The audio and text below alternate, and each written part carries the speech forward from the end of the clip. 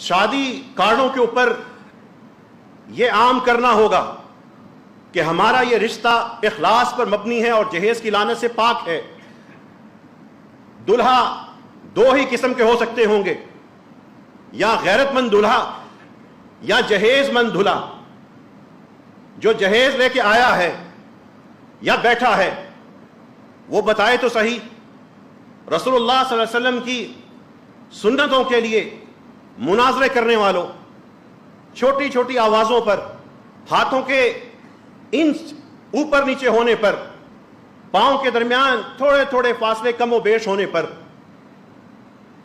وہ جوشیلے ہو جانے والوں، ان کاموں سے تو کسی کی حق تلفی نہیں ہوتی.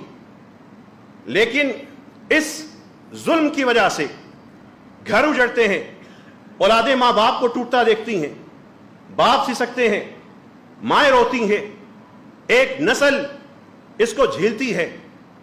یہ ہمارے معاشرے میں کیوں آیا؟ اور ہمارے تمام فرقوں کی تنظیموں نے، جماعتوں نے، علماء نے اس کو قبول کیسے کر لیا اور ان کے جا کے نکاح کیسے پڑھا دیے؟